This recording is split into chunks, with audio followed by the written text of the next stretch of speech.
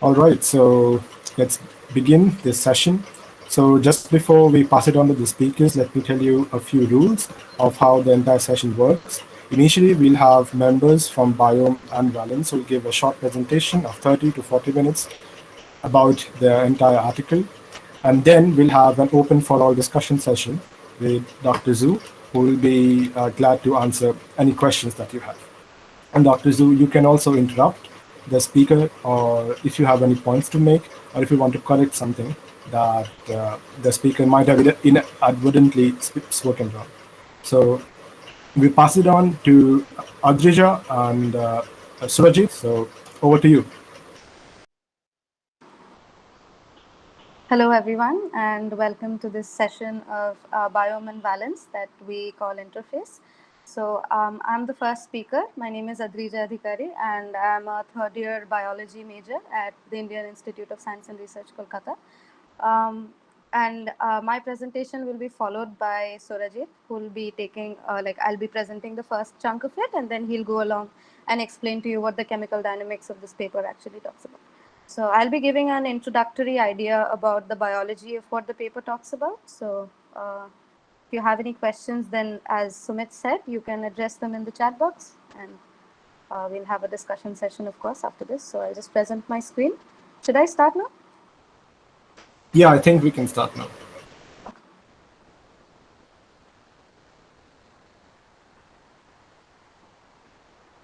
Yes. Is my screen visible? Yeah. Yeah. Okay. So in this paper, which is quite paper that stirs some of our very basic level questions.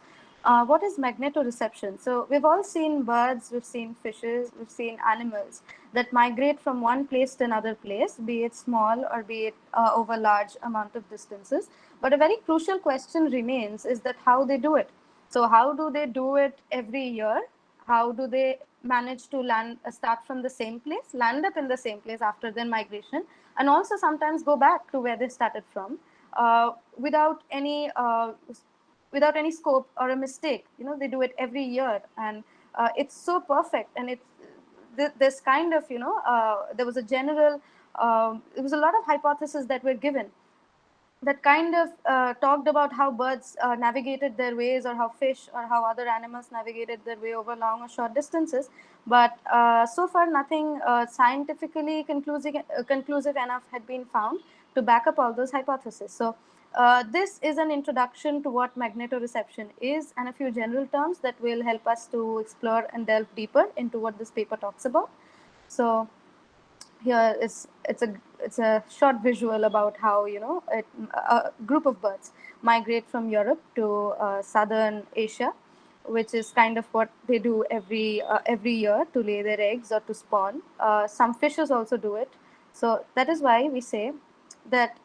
So magnetoreception is kind of a term, an umbrella term that comes on that kind of all birds, all animals, all fish use, that kind of says how they perceive that a magnetic field of the earth might actually be playing a role in the migration of these animals over long or short distances. So we take a look at short range navigation that might happen when a particular animal travels over relatively shorter amount of distances, but still manages to utilize the magnetic field of the earth so that they start from the same place and land up at the same place without any error, while it may be surprisingly long distances like the caribou does. So it's one of the longest migrating birds.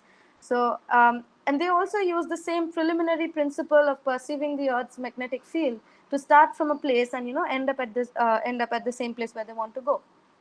So before we take a look at how they kind of actually do it, there are a few parameters that we need to talk about. There are 7 parameters which are the elements of the geomagnetic field of the Earth, but we take a look at 2 most important ones. One is the angle of declination. So what exactly is the angle of declination? The angle of declination is the deviation that the magnetic north has to the geographic north. So as we know, the magnetic north does not really align with the magnetic pole does not, the magnetic axis of the Earth does not really align with the geographic axis of the Earth because it keeps on shifting. So the angle between, the magnetic axis and the geographic axis at any point of the Earth's surface is called the angle of declination. Whereas the angle of inclination is the angle that the geomagnetic field, so if you have like the surface of the earth as we see from here, there are magnetic field lines that go around. So the geomagnetic field lines, the angle that it makes with the surface of the earth, that is what we call the angle of inclination or the angle of dip. So these are the two terms that we'll come across while Surajit is also explaining the latter half of the paper, which is the angle of declination. That's the angle between the true north and the geographic north. Sorry, the geographic north and the magnetic north, and the angle of inclination. So then we look at another new term, which is magnetobiology, and yes, it exists. So when I first came across this term, I did not know something like this actually existed, but it does. And what does magnetobiology even talk about? So magnetobiology is basically the study of those biological effects of weak, static, low frequency magnetic fields that do not cause heating of tissues. So very weak fields that can kind of generate, does not heat up tissues much, but might play a plausible role in how animals magnetorecept them, is called magnetobiology. So we see an example: does magnetobiology actually help birds migrate? So an apparent paradox that we take a look at is the biological effects of low frequency magnetic field. So there's a physics problem. The problem is that the energy that the electromagnetic field that we're looking at right around here is less than the energy scale of an elementary chemical act. And also, the field intensity that we're looking at right here is not enough to cause any appreciable heating of biological tissues or irritate nerves by the induced electric currents. So, which is a paradox, because if the field is not strong enough, how exactly are we biologically, or how exactly are animals who migrate over such long distances actually perceive the magnetic field so keenly and so precisely so that they don't lose track of where they're going? So there were a few possible hypotheses that were laid to explain how birds do it. One of them were magnetite in tissues. So this is one of the long-standing hypotheses that was there before the radical pair mechanism was discovered, which is magnetite in tissues. They said that certain migratory birds, as you see out here, had magnetite in their tissues. So when they change direction, or when so basically when they change direction, the magnetite in their tissues aligned themselves with the possible direction of the magnetic field at that particular point in space, at that particular place, wherever the bird was. So this tilt of the magnetite present in the tissues kind of produced a torque that was sufficiently enough, so which amplified the weak magnetic signal to a sufficiently enough signal to trigger a mechanoreceptor channel across the membrane. So you would have an ion exchange, you'll have a concentration gradient, and that would tell the bird, okay, which direction it's flying, or to open a gated ion channel. So here we see the amplification out here. You have a weak magnetic field which generates enough torque to kind of change or rotate the magnetite present in the tissues, which is hypothesized to be sufficiently enough to stimulate the mechanoreceptors. However, there were some anecdotal evidence regarding this hypothesis. There was no conclusive evidence that was found, so this theory was kind of not pursued further. Another one is the induced changes in the properties of liquid water. Not exactly liquid water. We can look. What this theory kind of stated was the vestibular canals of the ears of migratory animals contained magnetoreceptive tissue. So as you can see here, the semicircular canal out here contained electrosensitive ion channels that were sensitive to magnetic changes. So when you kind of changed the magnetic field, this triggered a response in the vestibular neuron, or the vestibular nuclei in the brain. And however, this paper also was very limited to the fact that it was only conducted in pigeons, and there was not enough conclusive evidence that could stretch beyond time and space to, you could kind of generalize the evidence saying that, okay, this might be the reason why or how magnetoreception kind of occurred. So we had to do with a better theory, which was the radical pair mechanism. So most of how this mechanism works will be explained by Surajit, but before he does that, I'll give you a general kind of an opening or a base to actually, so that you know the terms when he goes on doing it. So before we explain the radical pair mechanism, we take a look at what cryptochromes actually are. So cryptochromes are a very basic class of proteins, a class of flavoproteins that are found in certain cells of our body. What cryptochromes basically do is they bind non-covalently to a molecule such as FAD. So this what you see right here is the CRY4 protein, or the cryptochrome 4 protein, um, which is, I think, isolated from a pigeon when I took this particular image. So this is FAD, or a flavor protein. This is CRY4, or a general class of a cryptochrome.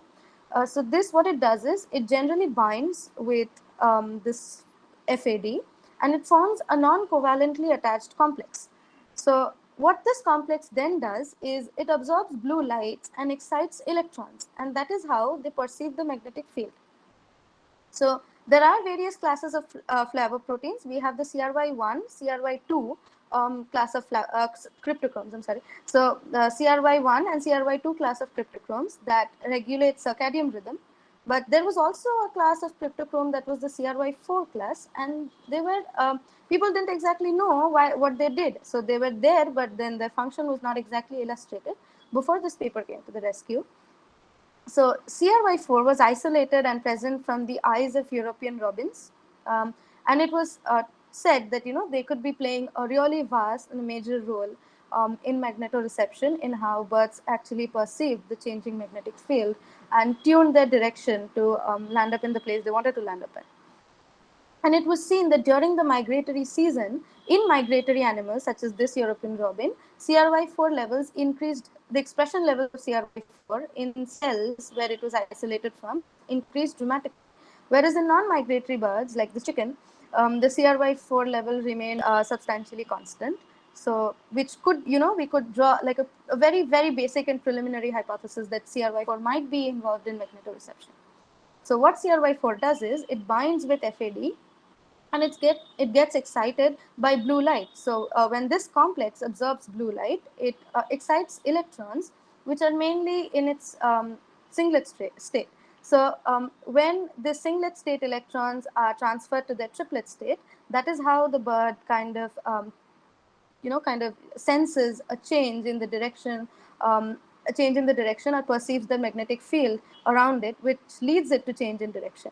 But this is a very vague explanation of the radical pair mechanism. I think Surajit will be able to continue the presentation to actually tell you how the radical pair mechanism works, how this singlet state is converted to the triplet, and how the bird senses its magnetic field, thereby resulting in an effective change of direction, and it reaching the place it actually wants to go to. So, Surajit, will you take over after this? Yeah. Am I audible? Yeah, Yeah, you're you're audible. perfectly Okay. audible. Okay. Okay. So I will present my.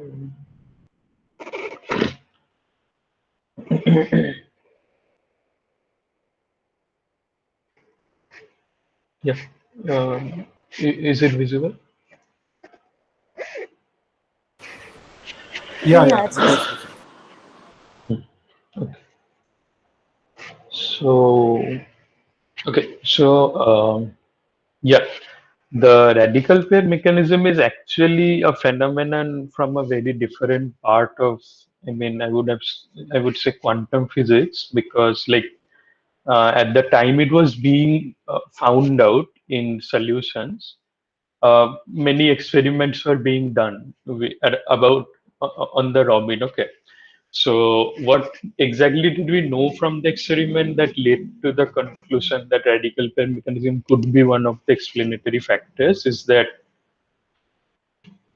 firstly we saw that when we changed the polarity of the magnetic field, I mean we flipped the poles of the magnetic field, the robin couldn't detect it. Okay, so it wasn't a polarity compass. The Robin's compass wasn't a polarity compass, unlike the normal compass we use. That is a polarity compass because it can detect changes in poles. Um, yeah, but if we change the inclination of B, as Adrija explained, what is inclination?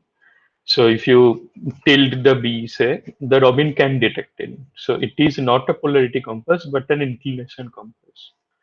Now, another experiment showed that when you give a blue light or a green light near the 565 nanometer, the bird can detect the magnetic field. But when you transcend to 590 nanometer or 630 nanometer, uh, we see that the robin get confused.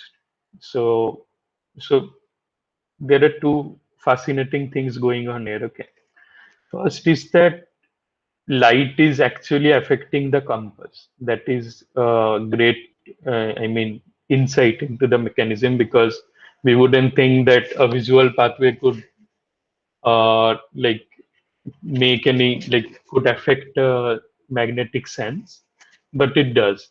And also that there must be some threshold in between these values that is like after crossing which the bird does cannot orient itself. Okay, so this was the second conclusion. And before moving on to the third conclusion, I would like to talk about the units of the magnetic field, because you might get confused about it. So the SI unit of magnetic field intensity is Tesla, but the Earth's magnetic field is very weak compared to it. I mean, it is of the order of 10 to the power minus 5 Tesla, which is also normally expressed as nanotesla. So it is 10,000 nanotesla. But yeah, since it is too weak, I mean, so like it is not feasible to measure it always like using Tesla, right? I mean, why would you carry over so much power and so many powers there? So so we use the CGS unit, which is 10 to the power minus 4 Tesla already.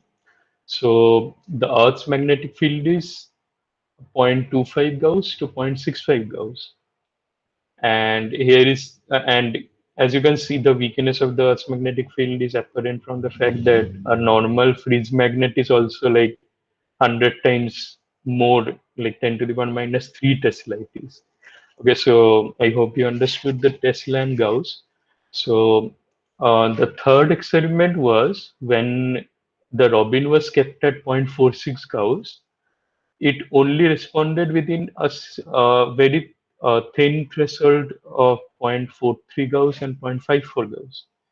Now, but when it was subject to more like a bit more weaker or a bit more stronger magnetic field, it got disoriented. So we can see that the magnetic sense of robin has a narrow range of sensitivity. Okay, so we we get three kind of questions from it. First is, why is it dependent on the tilt of beam? Second is, at which point in the visual pathway is the magnetoreception mechanism present? Because we already saw that light is affecting, that must mean that the visual sensory pathway is somehow connected, right? And the third is that why is the wavelength threshold present? I mean, that is also not apparent from anything. And how can, and the last question is, how can such a weak magnetic field produce significant effect? Now, the last one is a very important question, because the one of the main problem in biology or studying biological systems theoretically is that the molecules inside biological systems are huge. I mean, and much it's a much more diverse and complex environment. Firstly, and also that inside the system the molecules are always moving and jiggling due to the thermal energy. I mean, due to its own heat, which is of the order of 10 to the power minus 21 joule. And if you get a rough estimate of how much the Earth's magnetic field will affect it, it's 10 to the power minus 29 joule. I mean, so whatever effect the magnetic field will produce will just be like whatever effect will be produced will just be tumbled over by other molecules, like move out way, and and it will just cease to make any significant effect. So how exactly would we like make amends with the fact? Now, firstly, we need to understand like how magnetism can be born in nature. So, uh, so when we have seen that two charges, when brought together, they attract each other, and they're like that is a form of interaction, right? Now, when two magnets are also kept taken together, they interact with each other either by repelling or by attracting. And I would like to say at this point that, like unlike charges, magnets cannot like like exist in monopoles, so they will always be dipole, always. Okay. Now, so to interact with our magnetic field, we need a magnet somehow. I mean, any mechanism that would interact with the magnetic field, we need a magnet. Now, how do you get a magnet? So, but but before how do we get a magnet? We need to understand what exactly is a magnet, because that is where the answer lies. So, a stationary charge produces electric field, and a moving charge produces another field, which is the magnetic field along with the electric field. The electric field will always be there, but the moving charge, which is a current, it produces magnetic field, as we can see better in this one. Like you have seen these familiar magnetic field lines, so you can see that the moving charge is producing magnetic field. But so like whenever we have charges in a system and it is moving, we have a natural magnet. So the most natural thing that we can think of all material is atoms, and it contains charged particles. So we are fortunate in this aspect that any atom is actually a magnet which can interact with the magnetic field. The thing is that if it can produce a significant effect or not. Now, a bit of technicalities.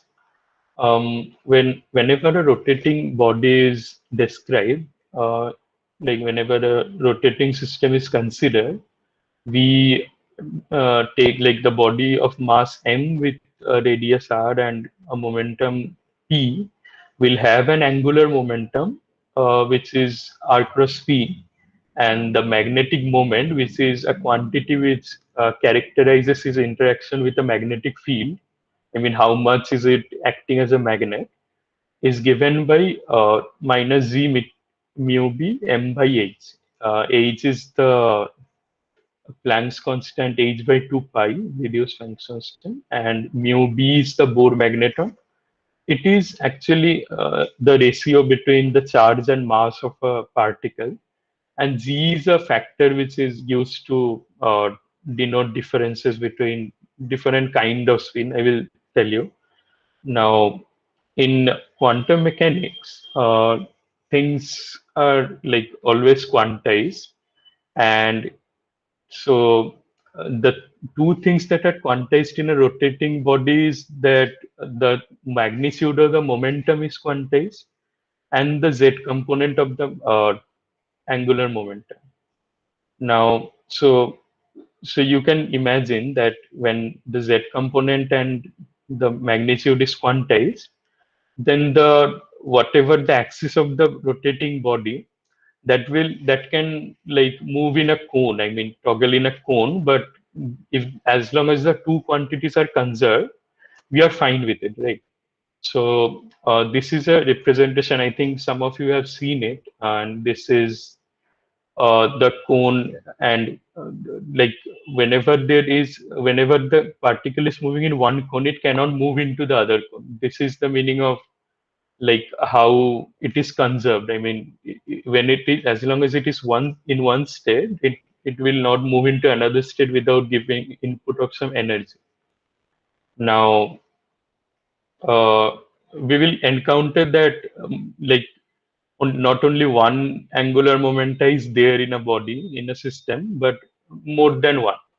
and often they interact with each other. I mean, almost always, because they also, yeah. So that is called coupling of angular momenta. And what happens is that uh, when two angular momenta interact here, so M1 and M2, we see that they uh, add to each other, and the vector addition, that is vector sum, which is M, is actually conserved now. I mean, the magnitude of M and the Z component of M. Now, the thing is that the what we are talking about is that the electron is rotating in a. We were thinking that the electron is rotating in a uh, path, and we were thinking that its orbital motion would be conserved, right? But the problem is that it is seldom conserved because it is actually coupled with another inherent angular momentum of the particle, which is the spin angular momentum. Now, spin angular momentum is actually has no classical analog. So, like, we have to imagine it as a spinning top, but actually it is like it can't be actually described in that way. But we will consider it for the sake of simplicity. Now, the spin angular momentum is almost similar, but we'll think of it as the electron is rotating by itself. And it's for an electron, the magnitude of the spin angular momentum is always half, and the value of z, the states in which the z component can lie, can have take two values, which is minus half and plus half, which we arbitrarily assign as spin up and spin down. Now, no, so what, as we said that neither the orbital angular momentum nor the spin angular momentum is conserved, but the total angular momentum is conserved normally. Now, but we can take like we can make a rule of thumb or a simplification in the model, is that we can consider that the total angular momentum is actually represented by spin angular momentum, because what we are considering is the classical picture of a electron rotating. But I mean, in a quantum world it seldom happens. In a quantum world, the electron like where we won't even know where the electron actually is, but the it is represented by at like where at each point the probability of finding an electron is, and they are called orbitals, these solutions. And these are eigenstates of uh, the energy. I mean, since the energy will be conserved when an electron is in one orbital, if the other orbital is of higher energy, it will not move so, because energy has to be conserved. Now, in a quantum picture, the rotation of an electron means that the electron will move from one orbital to another. So there will be two restrictions. That is that the orbitals has to be degenerate, because if they are not, then we have to put in energy or take out energy, and they like the energy won't be conserved, right? So firstly is that it has to be degenerate, and the second thing is that the orbitals can be interconverted by rotation, because it wouldn't make sense, because if you rotate the orbital, that is, you are rotating the electron, but it gives a very different orbital than which you are thinking of. So, so due to these things, these are like two very particular restriction, and they put such a restriction that orbital angular momentum is almost negligible in many cases. And in like in atoms, molecules also have orbitals, like so it is even rarer in molecular orbitals. So we will make a simplifying assumption is that the total angular momentum is just the spin angular momentum. Now, the Pauli exclusion principle is a very important concept. It says that in each state, the states which I was talking about, electrons can take only two places, one with the spin up and one with the spin down. it cannot both be in spin up and spin down.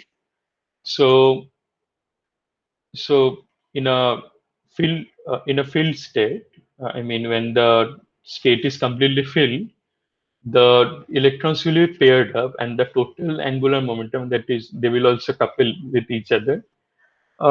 Is that the total angular momentum will be zero.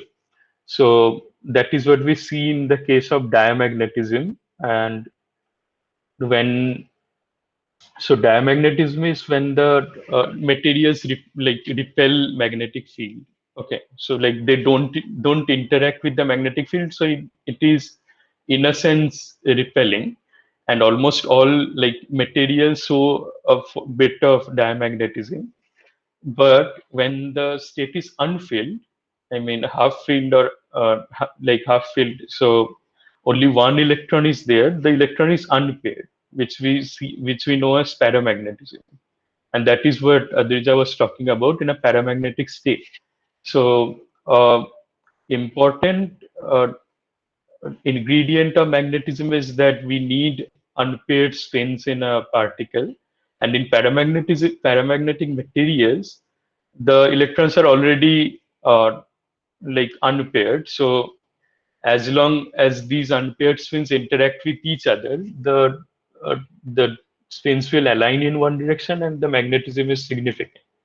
But normally in chemical species, it is not always like only one. The electrons are not always unpaired because they will definitely react with each other and fill the states. So there is another way we can think of, is that we can since we can think of a bond as two paired electrons with opposite spins, and when we give a chemical when we cleave the bond, which is in a uniform fashion such that one electron goes to each of the chemical species, it is known as they are known as radical pairs. So we can unpair them in that way. I mean, that is another form, like, so we will now see another form of magnetism.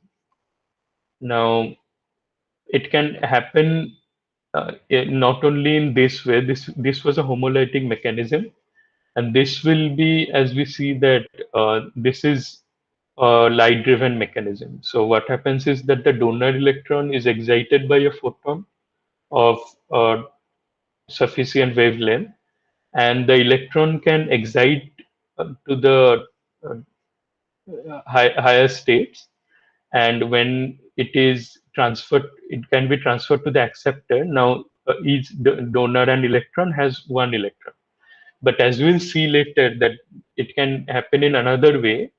It is that the acceptor itself will be excited, and since it will excite one of its electron, then the donor electron can fill it up, the unfilled state, which will give a net charge of negative -1, and the donor will obviously get a positive charge.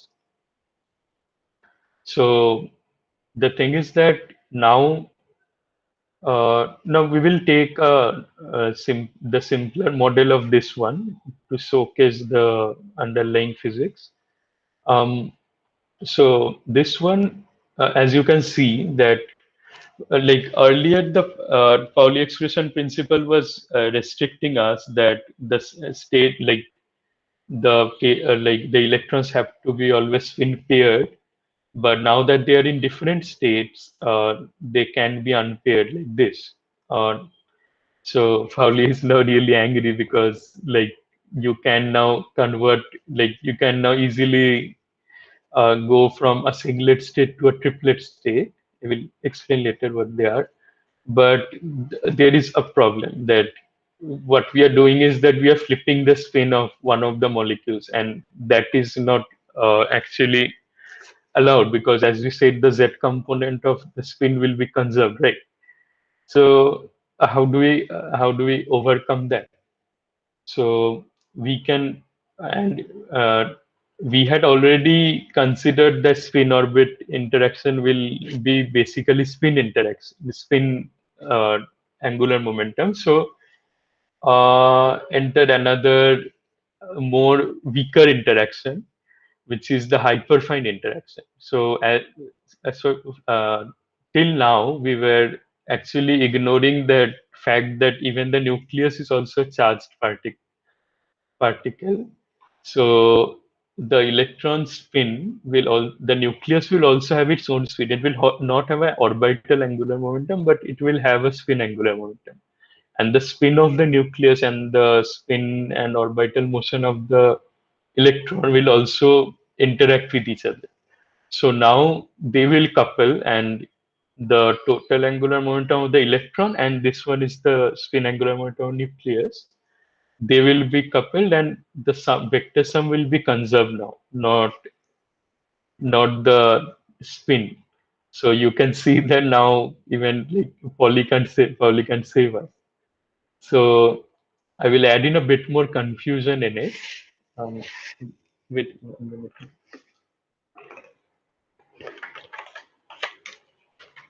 yeah. So the problem is that the famed entanglement of quantum world will come in, and as I said in this part, is that in a singlet state the electrons will be opposite in spin, and in the triplet state they will be parallel spin. But you can ask that why the spin in this one is up and in this one is down and not the other way. It actually is that whenever there are possibilities in the quantum world, they will occupy all of the possibilities. And in entanglement, you can't really say which one is in which state until you measure it. And so we consider they are present in both states. Okay. So in a singlet state, these two states will be entangled, and so this we get one singlet state, but in fact actually we will get three triplet states. So one will be where both the spins are up, one will be where both the spins are down, and the other will be like it almost looks similar to the singlet state, but it is actually not. Like when we try to measure the probability of the state, they will be same, but actually they are like uh, a triplet state. And at this point, I would like to tell that a singlet means that that state means that the total spin of the electron when added will add up to 0, and in this one it will add up to 1. Now, so what is happening that before hyperfine interaction, we were considering hyperfine interaction, the electron and nucleus was actually in an entangled state of all the four states. But after hyperfine interaction, the triplet and the singlet state will diverge. Okay. So um, now once they have diverged, what will happen is that in the reaction scheme of our chemical reaction, the the like before hyperfine interaction, all the energy levels were degenerate, right? So what happens is that the electron density oscillates between these four states. Okay, like they are in an untangled state, but if we see the time evolution of this, we'll see that they actually the electron density will oscillate between the states, and they won't really evolve into a triplet or a singlet state. But when we split the levels and remove the degeneracy, we will see that now the spin can interact with the triplet state. I mean, as we saw that the spin, like an angular momentum always like precesses around like a cone.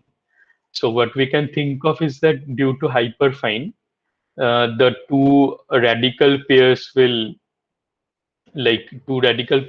couple with their nuclear momentum, and they will precess in like they can precess a bit more freely, and now they can even move into the triplet state accidentally. Okay. So hmm. So where exactly is the magnetic field coming in is that the magnetic field can even split the three triplet states. Okay. So what will happen is that in the singlet, like the singlet state was already trying to go into the triplet state a bit, but now that if we see this weak field, I mean, if we apply a weak field, it will not be split so much, right? I mean, up to this say. So what will happen is that the singlet state can easily interact with the lower lying state, so that singlet triplet interconversion will be better. It will mix better. Okay, so but the problem with this very strong field will what happen is that this states will split so much that like it will surpass even singlet state. I mean, it will go below singlet state, and it will be so far down the region that even the singlet state cannot interact with it, and that is where the weak field triumphs. I mean, the weak field can lead to better mixing, and more chemical species can exist in triplet state. But if we give too strong a magnetic field, it will the interaction will be even lesser than the original one, and the yield of singlet state will increase. So while we are talking about singlet and triplet state, we must remember that the radical pair mechanism depends on the fact that the singlet and triplet state will lead to different products. Okay. Now, when we talk about chemical reactions, we also have to put in another process, and there are many more such processes. I mean, as you better the model, you keep uh, incorporating different processes. The main process I am talking about is the reaction rate. So, like the singlet state will decay into one chemical species, and the triplet state will decay into another chemical species. Now we can think of so it will compete. I mean, like this interconversion will compete with the decay of these products, and as we'll see the interplay, like we'll see later the interplay of the reaction rate and this one. So now, yeah. So now we'll start the main paper. Sorry for this so long aside. Now, the magnetic sensitivity in radical pairs has already been seen in some few of the organisms, that is Arabidopsis thaliana and Drosophila and also E. coli, and they belong to the photolysed family. So we have named the triproteins accordingly. But till now, they have not been observed, like their magnetic sensitivity has not been observed in migratory birds yet. So in this experiment, European robin has been used, and due to its name, it has been labeled ERCRY4. Now it is obtained from the double cone cell and the cone cells of the robin's eye, and there is another kind of cryptochrome, but it has been not been considered because uh, in vitro it does not properly bind with FAD. Now, uh, FAD is a coenzyme, or it is a non-protein part which can enhance the catalysis of a protein. And in this cryptochrome, like FAD or uh, adenine dinucleotide can often binds with it, and it actually does the main work. Okay. So in FAD, we will consider this part as this is not important for us, so we will consider it as R, and this is the main part, which is the flavin. And there are four the the chemical species we will consider. There are four brothers. They are the four tryptophans. Tryptophans are four amino acid, and as you can see that it has a imidazole group, and there is another amino acid which is the tyrosine, which whose entry will be in the end. Okay, so um,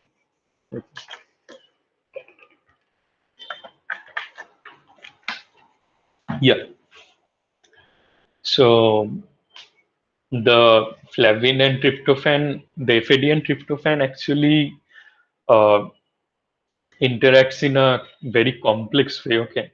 So, but it is important to the paper we are studying. So I will discuss it a bit. We'll go step by step in it. So firstly, the Fravin, the FAD and FAD is this one, and this is the tryptophan. Okay. So after this, the FAD is excited, and what happens is that an electron transfer goes inside the molecule, and we get a singlet state. As you can see that the two radicals are spin paired. Now, now what will happen is that it can interconvert into the triplet state in this, and let me remind you that this is not the radical pair we are talking about. Like, this is not the radical pair mechanism. It will come soon. So this is the triplet state. Now, as it enters into the triplet state, the tryptophan can donate one of its electrons, and then what will happen is that this is the actual radical pair we are talking about, where the tryptophan is one radical and the flavin is another radical. So this will also be in a singlet state, and it can interconvert into the triplet state as we are talking about. Now, each of them can undergo a different kind of reaction. One is that the singlet state can again return to the ground state completely. I mean, but the triplet state cannot. So it has a pathway to decay, a different pathway to decay.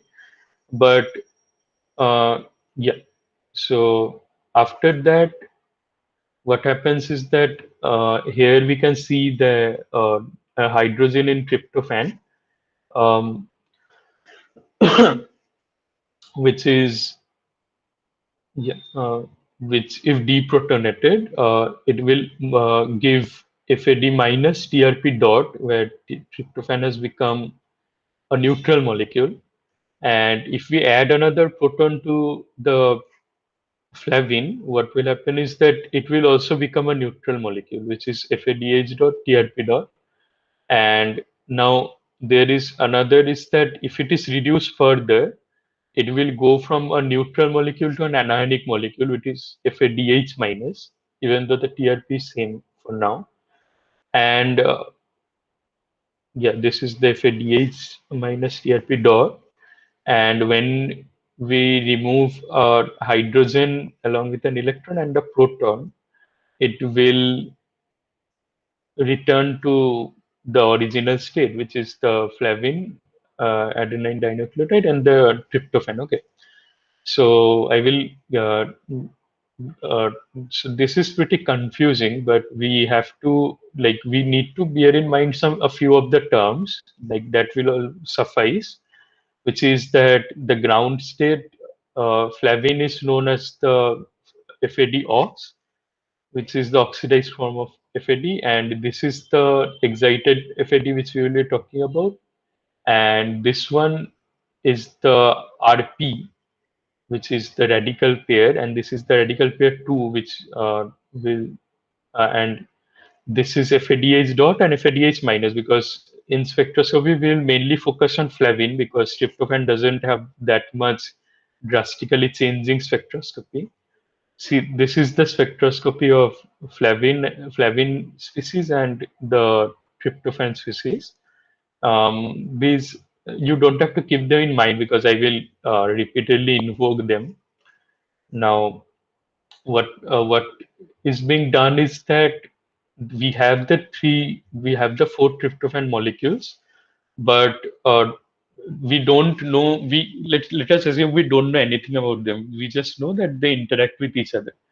Now we have to establish the electron transfer pathway. I mean, how the electron travels from the tryptophan to flavin along these four molecules.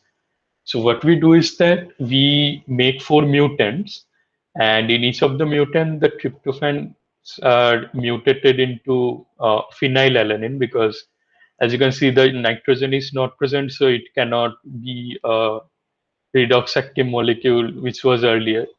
So the tryptophan will be mutated to phenylalanine on each site in the 4 mutants. So in one mutant, the tryptophan A will be mutated, in the other tryptophan B, and so on. So what we are doing is that we are blocking one of the molecule in the pathway. So to study it better.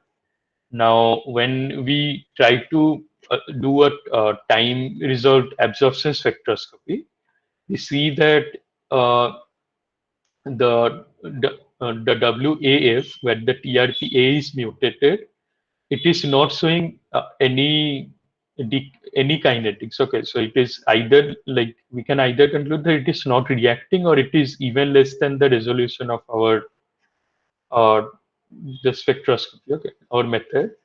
And when we measure when we see the WBF and WCF, we can see that their absorption spectra is quickly rising up, which means that we are subjecting it to a pulse, and then it is quickly decaying. Okay, so what it means is that the because, like, we are measuring it at 450 nanometers, so you can see that in this, yeah, in this the FAD, the oxidized, the ground state FAD is moving on to the FAD minus, FAD dot minus radical. So it is, you can understand why it is falling down. So for this one, the decay has a half time of 180 picosecond, and this one is 900 picosecond. For WDF and the wild type is the original ERCRY4. For them, we get both, like, greater than 1 microsecond. Okay, and the graphs are different because you wouldn't obviously want to see a 1 microsecond graph in this resolution, but yeah, both have quite similar decay kinetics. So what exactly can we conclude from this is that we can say that for TRPA, there is no closer electron donor to the FAD. So we can either say that tryptophan A is the closest electron donor to FAD, or if even if there are alternate donors, they make such radical pairs which decay with like so fast that they are not even, like, they cannot be even be considered for some other reaction. Okay, and as we can see that the time is increasing this way. So what is happening is that since the like, so what we can conclude is that the recombination of the radicals, I mean, the singlet state, to move to the ground state, it has to, like, again the electron has to flow in reverse, right? So as we are increasing the chain, the electron will take longer time, so the radical state is persisting for longer time. So we can say that the chain moves in this way. I mean, from WCF to WBF to WAF, and then finally to FAD. But yeah, and this WDF and W wild type is sufficiently long-lived to be sensitive to magnetic fields, but we also can't say if conclusively if, the tryptophan D is actually involved, because their decakinetics is almost so similar that we cannot yet say what is the role of the tryptophan D. Now, if we give continuous illumination of WDF and wild type, we can see that after some time, I mean, it is see the scale, because this one was still uh, in nanoseconds. Now this one is in seconds. So as we give continuous illumination at 450 nanometer, what will happen is that the FAD, or the ground state FAD, will move to FADH, as we are seeing that the 450 nanometer absorption is decreasing. You can see that the 450 nanometer decreases, the 600 nanometer absorption increases. So what it means is that the ground state FAD is oxidized, reducing to FADH dot. But as we keep giving on more and more illumination, or we persist for longer time, we see that it starts getting like slower a bit. I mean, it even goes down a bit. What happening is that the FAD the FADH dot is for being further reduced to FADH minus. So you can see here the FADH minus at 600 nanometer is like again going down. So like it went up and it again is going down, which explain why the absorption is going down again. And the 450 nanometer is going down, which means that the original reactant is decaying still. But if we persist for even longer than that, I mean, this one is the time scale. Like at this point, you can say that this one has ended. So if we persist for even longer time scale, we see again that the 450 nanometer absorption is increasing and the 650 nanometer 600 nanometer is again decreasing. So what is happening is that if we persist for a long time, the reduction is complete and the after the reduction the oxidation is happening again and it is returning to the ground state. So we can also say that it is capable of acting as a receptor because a receptor molecule has to switch on and off. I mean, it has to go from the ground state to the radical pair and then again back to the ground state. And we can see that the time is in minutes, which is still longer for a receptor molecule, but inside the body, it might have some physiological conditions which or other factors which can reduce its lifetime. Uh, so, so does tryptophan D really participate? So, yeah. So as we can see that the wild type and the WDF are both decaying, but the WDF is decaying a bit slower. So we can conclude that the tryptophan D is actually participating in some form, but is it really directly participating in the electron transfer pathway? So we can check from the measurements are done using two methods. One is the EPR spectra, the electron paramagnetic resonance, where the radical is like I cannot explain right now because like it will take much longer time. But yeah, we can see that the wild type and the WDF is a bit different. And from earlier studies, we can see that it is quite similar to the EPS spectra of the Drosophila melanogaster, which is the fruit fly. So we can see that again, see this one, like the WDF is smoother in this one also than the wild type. Okay. And this is the EPR spectra. And if we do OPSC, I mean out of phase electron spin echo evolution, yeah, envelope modulation. Sorry for the big name, but yeah. So this is the spin echo, and if we measure its intensity, we see that both like the wild type and WDF has a different modulation frequency. So we can see that two same cause like same causes underlying both of these differences is that the both of them actually is dependent on the dipolar coupling of the radicals. I mean the radical electron are coupling with themselves. So and it is dependent on 1 by r cube. R is the separation between the radical electrons. Okay. So what we are seeing that in this one, the frequency also depends on the dipolar coupling, and this one also the EPR spectra will differ due to dipolar coupling.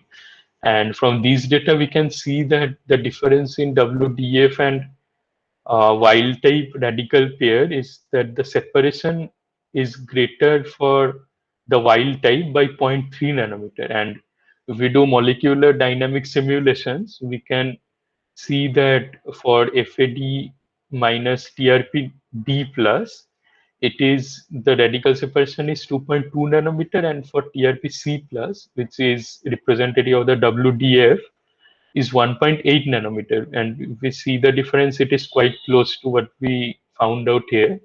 So we can actually conclude that the pathway extends till TRPD. But like why the fourth tryptophan is so much being examined is because like earlier many cryptochrome actually uses three tryptophan, and only recently like the fourth tryptophan was found in one cryptochrome. Now if we now we can study if we study the magnetic field effect, we can see that at pH 7 it is we can see that the magnetic field effect is actually decreasing the yield, but on higher on upon much higher magnetic field it actually doesn't matter. So what is happening is that the magnetic field is too strong. See, the um, uh, the Earth's magnetic field is actually in the order of microtesla, while this is in millitesla. So it is actually too strong for a radical pair reaction. And as I said that the triplet state will be split so much that the singlet state will not even be able to interact with it. So the singlet yield will be greater than the triplet yield, and it will eventually die down to the ground state. Now, uh, yeah.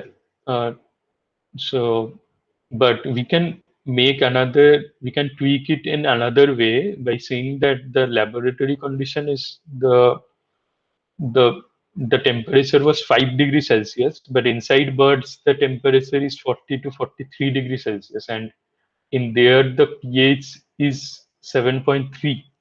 Now we had measured it in pH 7. So to make a corresponding change at 5 degree, we can measure it at pH 8, because as temperature increases, uh, the protons in the solution also increases, so the pH actually decreases. So to incorporate that effect, we are accommodating it. Now, so at pH 8, we can see that the magnetic field is significantly higher. So it might like we can think that the like in vivo the effect of magnetic field will be even higher. Now, if we see for the cryptochrome of Arabidopsis thaliana, we can see that the magnetic field effect is actually like uh, on the same or like actually much greater than the wild type ERCR4 at pH 7. And for the WDF, it is actually the magnetic field is even higher. But the why this is happening is a bit indirect. But I mean, yeah, because both ATCR-Y1 and the WDF have only three tryptophan, so the interradical separation is less, and the recombination rate is so faster. So we can see from this diagram is that yeah. So as we see that the for the faster recombination rate, I mean from here we can see that the magnetic field effect is much larger in magnitude, right? I mean for slower reaction we can see that it is much less. So it actually summarizes this one. Now if we now when we do the molecular dynamics simulation of the entire reaction, what we see is that the reaction profile, I mean, gives free energy of uh, the reaction happening. So what we are seeing is that the flow from the electron flow from A to B and B to A. This is the Gibbs free energy change. From B to C is this one.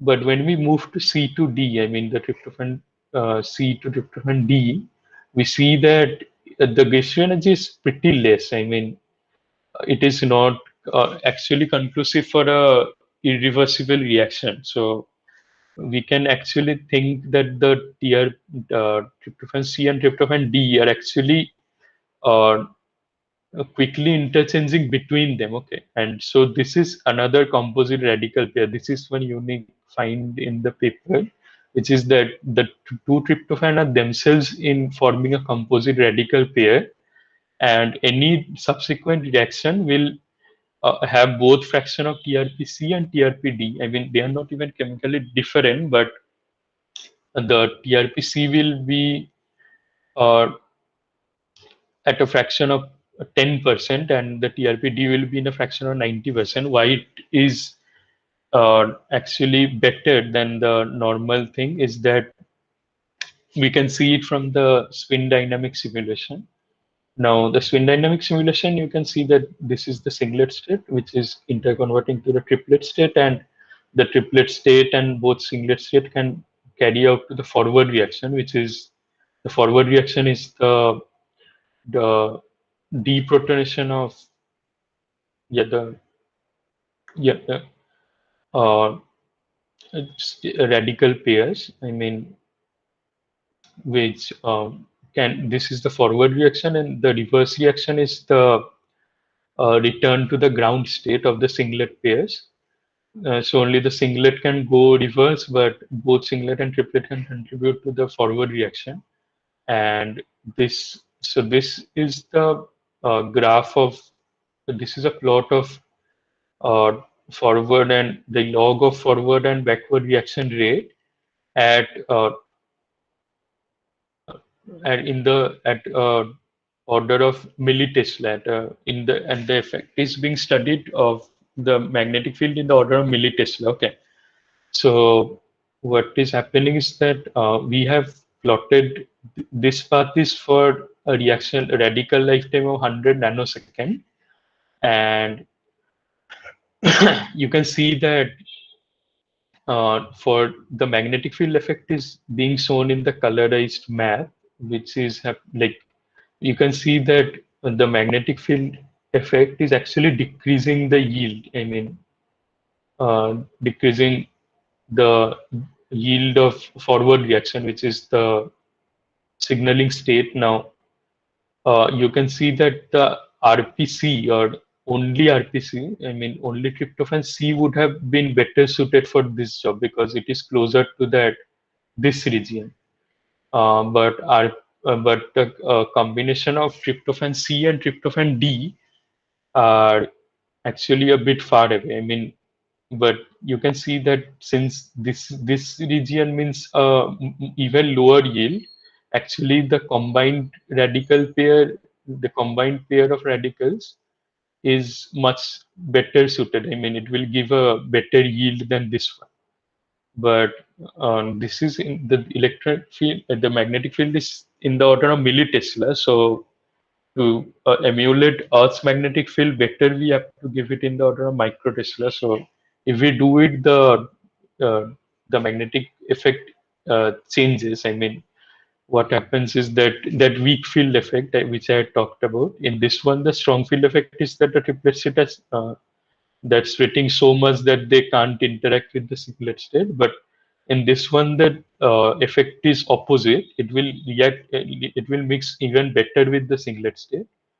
So, uh, what so you can see that while in this one the magnetic field effect was only decreasing the yield, in this one in this region it is actually increasing the yield. And if you plot the forward reaction and backward reaction rate of the combined radical pair, you can see that it actually follows the path of 1 microsecond, which is the required time for a radical to be sensitive to magnetic field, Earth's magnetic field, even better than only tryptophan C.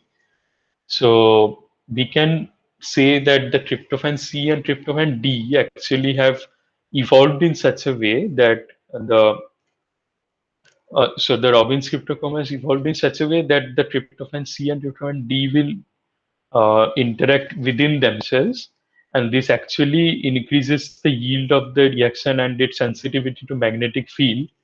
And also, why is because the tryptophan C can uh, lead to a faster reaction rate, but the tryptophan D being closer to the protein surface, it can uh, get deprotonated easily. Or also also there is a tyrosine out there which can which can reduce tryptophan D easily since it is closer to A. So this is actually a marvel of evolution because the uh, the cryptochrome of Robin has actually evolved in such a way to increase as to optimize its yield.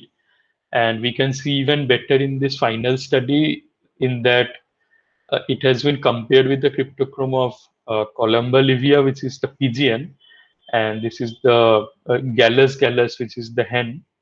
So when we try to see how the absorption changes with applied magnetic field, we see that the Robbins cryptochrome is actually in like effect is much greater. I mean, the chickens and the pigeons are not even in a significant, not even changing in a significant manner actually.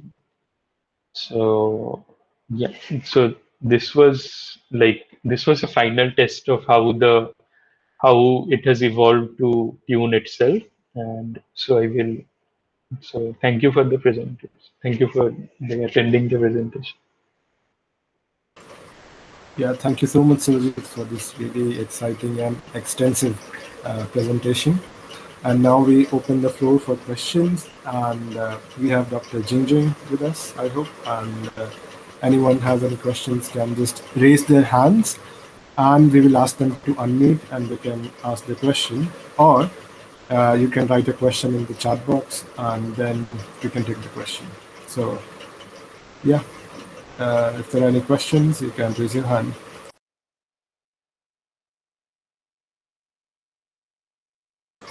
Yeah, Omkar. Omkar has a question. You can ask it to Dr. Jingjing. Yeah, thank you, Manna and Adrisha, for the presentation. I realized that it was quite an extensive and detailed work, and Dr. Jinjin is with us. It was a really, detailed work to show how exactly the mechanism works. I had two specific questions. One is, I understand that there are I couldn't understand how these different forms of tryptophans were classified. Like, what was the basis of this classification? I mean, Surajit said there was no real basis, but both of them were all the four of them were chemically similar, but how could one distinguish between the like A, B, C, and D? And the second question that I had was. It's more of from a point of a view of a biologist, because I'm not really versed with the quantum chemistry and all the physics that went into this work. And I was just thinking, uh, are the cryptochromes in the robins, or so when they are migrating from one place to another, let's say, so how do they detect? How do they stay on the particular route? Like, if they say if a particular place has a particular magnetic field, is it like they realize that this magnetic field is not correct, and they have to swerve right or left or up and down, and go to a correct place which has the correct magnetic value, so as to say, and which the cryptochromes can detect? I'm not sure if I understood that correctly, but yeah, that was my question. I hope it was clear enough. Yeah, okay. Thanks for the question, Omanka. So for your first question, so how do we define or classify tryptophan A, B, C, D? Yes, they are chemically they are the same, but we classify it by the distance. So depends the distance, the nearest tryptophan to FAD, the nearest tryptophan to FAD, we classify it as tryptophan A, and the next one to B, the next one to C, and the farthest one to D. So basically on the distance. So it's like a step stone. 1, 2, 3, 4. Yeah. Okay. Okay, yeah, got that. Yeah, thank you. Yeah. Okay. Yeah. For the second question, so I'm a biochemist. I'm not a quantum spin chemistry neither. So I'm not really deep in the quantum spin chemistry. But as you say, so how could bird sense the if I understand your question correctly, so I try to repeat the question. So you want to know how the bird sense the magnetic field at a specific location, right? If they found they were at somewhere a location and they feel the magnetic field is not exactly the same as before, they will change to another. How do they feel the difference, right? So this one, Yeah, is yeah. that correct? Means I wanted to know is how, like, let's say they are going from place A to place B. So how would they stay in the exact route? So how are they? Yeah, basically what you said. How are they sensing that this place has the correct magnetic field and I should go through this place and then to that place and so on? Yeah, I hope that made it. Yeah, okay. I try to say this in this way. So for navigation, you need two things. One is a compass, so to show you where north and south, and the second thing is a map, right? You need to know where is your destination, right? So a map and a compass. So in this paper, in this article, we are working on the magnetic compass. So showing the birds which direction to show them directionary information. And they also have the magnetic map sense. So we have some behavior study we already published some years ago. So we transfer a bird from place A to place B. It's about 1,000 kilometers away. And when they were transferred there, they were blind. They didn't know anything. And so normally they need to go to the south, like, so from the original place they go to the south, and they will transfer it to the east place, and they go to the west south. So this means they can sense the magnetic field at a specific location and compensate it to the original destination. Did I Yeah, so somehow answer your they question? could So a map somehow. and a compass. Yeah, so they could somehow sense that this place has a magnetic field which is a little off, so I need to recourse my way or something like that, Yes, and yes, then exactly. So yeah. and also in this context, there are two things. So for the young bird who are at their first migration route, they didn't know this, but once they were there for one winter and they are back for the adult bird, they know this difference. Okay, okay, yeah. Thank Yeah. you so much. Yeah, that made it. No problem. Yeah. Yeah, so this question is by Adrija. You can unmute and ask the question.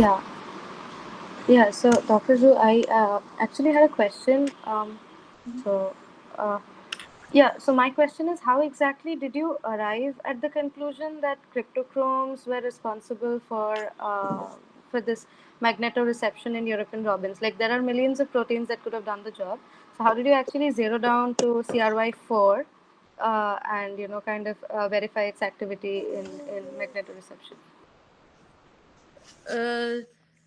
So you mean how we narrow down to CRY4 other than CRY1 and CRY2, right? Right. Yeah. Okay, so we have some previous studies. So the CRY1 and CRY2, they also some circadian rhythm expression. So like they expression high in the daytime or lower in the nighttime. So they really like a clock gene because the cryptochrome is classically they are the clock genes. And only CRY4, they exist only in the in bird, especially in the other migratory animal, also in fish. But cryptochrome 4 is not in the fly or in the plant. So this is a new and unknown cryptochrome type. And they found in the migratory bird, and their mRNA expressing rhythm is not in a day and night rhythm, and they are in seasonal rhythm. So it means in the migratory season they express higher, in the non-migratory season they express lower. So all the evidence points towards to like CRY4 is the most likely candidate rather than CRY1 and CRY2. Okay. Yeah. Okay. Thank you. Yeah, thank you for the question. And if anyone else has a question, you can raise your hand or write in the chat box. I had a question myself when Surajit was talking about this certain experiment about the polarity compass, as in you take a robin and find out if it can, sort of like align itself to the different compass positions. So you take a robin and change the magnetic poles. How is such an experiment done? Is what I was wondering. Which part of experiment you refer to? Yeah, I mean, when I guess you take the bird and you change the polarity of the north and south, and see if the robin can detect that change in polarity. I guess Surajit will be able to explain it better. I can present once the slide you were talking about. Okay, yeah, sure. Yeah, yeah. 你好，你们。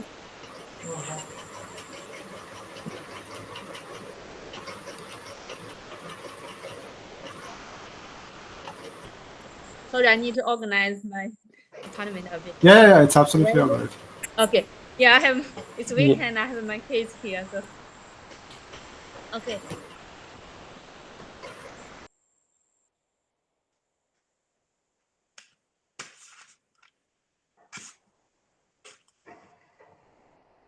Yeah, this one. You mean this? Okay.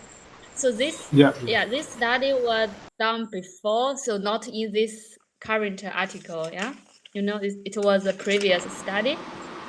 This one, yeah, it's an old study. So how we do this? So we get the bird. We put a bird in a final in a we call it orientation cage, and we have some magnetic coins around the cage.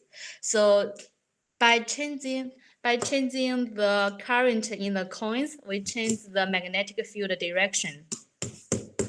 That's how we manipulate this experiment. Oh, okay. Yeah, thank Did you. I answer your question, or is there? Yeah. That was Okay. great. Yeah.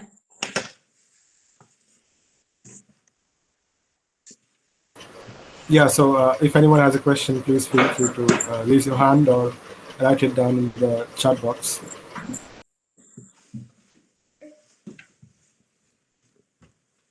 Yeah. At the meantime, I want to comment on this presentation from your two, from Adarita and Surajit, right? So I'm quite impressed by you too. So how deep and how broad you have done on this field. Thank you.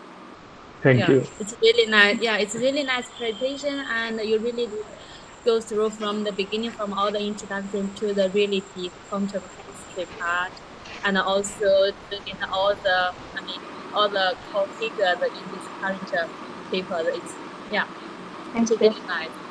Yeah. So as we wait for more questions, we have a sort of a ritual where we ask the person who has joined us about her journey or their journey in academia and what tips they have for undergraduate students interested in academia. So what would you like to say to that? From my side. Yeah, your experience and what tips you would like to give. Yeah, I would say all the collaboration with different disciplinary experts are really important. So for this paper, it's not only biochemistry or it's not only the quantum biochemistry, but it's also about biophysics. You see all the measurement. So at the beginning, the fundamental thing is we do biochemistry to extract all the protein from the E. coli protein expression system. This is, I think all of us should be familiar.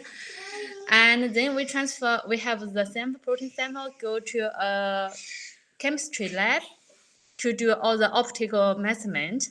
And this part is a complete. These two things are completely different, but together with the technique from the two disciplinary, we could, look for the answer to the scientific questions.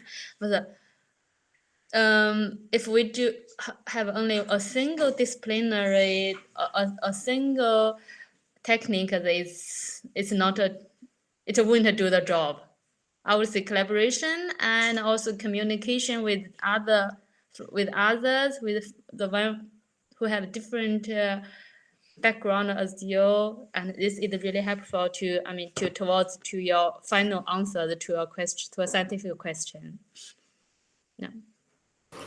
Yeah, thank you so much for such a great insight. So we do have a question by Buddhaditya, and they are asking, how is disorder due to thermal fluctuations being overridden by the weak magnetic field? Can you explain that part? How is disorder? So Buddhaditya, you can unmute yourself and also ask the question if you want. I dare to answer this question in a professional way, but I try to answer this from my side. So the radical pair system is in a non-equilibrium state. So it's like a stone. It's like a stone. If I use my phone here, it's like a stone on ground. It's not in this way, which is quite stable. You can't tilt it, but it's like stand on one of its edge on this side, and if by the weak magnetic field, even it's very weak, but it could even change the position of this radical pair system. That's how such a weak external magnetic field could change the radical pair. For the thermal fluctuation, I would say from in vivo.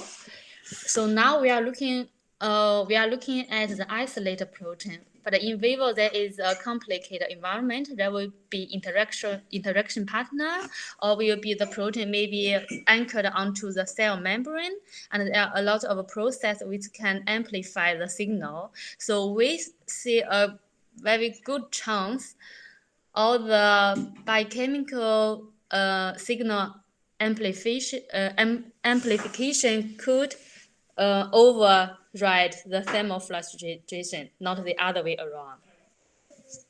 Okay, I see. Okay. So there has to be there has to be amplification to override the effects of thermal fluctuation. Okay. Okay. Yeah, so let me see if there are any more questions. So I myself was wondering, as we wait for more questions, is that there must be a lot of noise associated with this, as you know, it not only from environmental but from extra environmental, say anthropogenic sources, man-made sources. As Surajit said, that even a fridge magnet is more powerful. So how can these animals or these birds remove that noise from the detection? You mean noise from which perspective? Yeah, as in the sensing of the magnetic field. Can that be affected by human sources? And if it is, then Yes. Yeah. Okay. I see. Yeah, that's a really good point. Yeah, we have a paper on this too. So it's the So we see, if you could see, this is also a study on the robin. It's called the electromagnetic noise disrupt the compass, because it depends on the frequency. We only see the broadband frequency of the electromagnetic field will disrupt it, but not our our smartphone or our microwave. It's not this thing, but it's really the faster frequency magnetic field, because this frequency is fit to the frequency how the radical pair, the oscillation, the frequency of the radical pair oscillation. That's why they could disturb it. There is some noise, yes, but from the evolution aspect, when bird get this magnetic field since long time ago. Of course, there is no so much human behavior about to generate electromagnetic noise. So I don't think the birds have evolved like an ability to extract the noise, to how to override the noise. But I would say they will be affected. We could see control from the environmental conservation perspective. There are many birds lost their way during the migration, which is really sad. Is it what I would say? But I would also, but I wouldn't that optimistic about this, because there are also some other cues which can provide the directional information for the bird, like the sun, or they could also use the landmarks, or they could also use the odor, so to smell. So there are a lot of other cues which can help the bird to find their way. But yeah, we can't ignore the human behavior effects on the bird. Yeah. Yeah, that was really insightful. Thank you. So, are there any more questions? And if not, then we move on to the next part, which is we all show our faces and we take a screenshot. We all just as a memorabilia of this meeting that we had. So I request everyone to show their faces so I that saw we a can take a question. I saw a screenshot. question from the chat. Maybe we first finish. Sumit, there is a question. Oh, okay. Sorry, I missed that. So Biome is asking that from an evolutionary point of view, how come the migratory birds evolve in this particular way in order to form this protein in the retina and to follow this radical pair mechanism? I don't know the answer of this question actually. It's a really good question, but I don't know from evolutionary point of the view how they evolve this to form this protein. I would say this protein, it exists almost in all of the birds, but not only in the European revolving, but in all of the bird. But we have compared the magnetic sensitivity of this protein from the migratory bird and non-migratory bird. We found in non-migratory birds, this protein is not very sensitive to magnetic field. So this is what we found. So the protein is universal to almost all the bird, but just in some bird, they are more magnetic sensitivity. Now we are looking into the specific amino acid, because if we align the sequence of the protein from different bird, we could find there are some, especially close to the critical tryptophan sites. We could see there are some specific amino acids, they are not conserved. So they are changing from one bird to another bird, or they are really different from the non-migratory bird and the migratory bird. So we are interested in the specific amino acid to see whether if there is some amino acid could make the evolutionary optimization on the magnetic sensitivity. Yeah, I hope that answered your question, Davab. And as I don't see any more questions, if there are, please feel free to ask. So we'll just, I just request everyone to show their faces so that we can take a screenshot just to remember the great session that we had.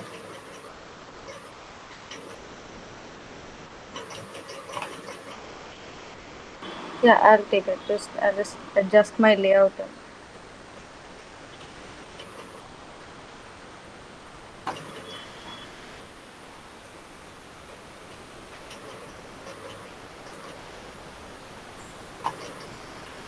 Yep. Yep. Thank you for showing us your faces and for the screenshot. And a last question to Dr. Jingjing, as some of our viewers were curious about, was about your own academic journey, as we saw that you are doing another PhD. So people were, sort of, were curious about your academic journey and what would you like to, how would you like to sort of, give advice to an undergraduate who is interested in research and would also like to continue in academia? Yes, I did. It's like 1.5 PhD, not 2 PhD, because I started my PhD in China, and for 1 year, after 1 year, I do a visiting. I did got a scholarship for visiting scholar, so I came to Germany, and here I just found this project which excited me a lot. So I really want to do something on this, but I mean, from a scientifically perspective, you couldn't. It's hard to handle 2 PhD at the same time. So I decided to quit the one in China and just focus to do a laser focus. To focus this project in Germany and do the PhD. Now I'm coming to the closing phase of my German PhD. This is my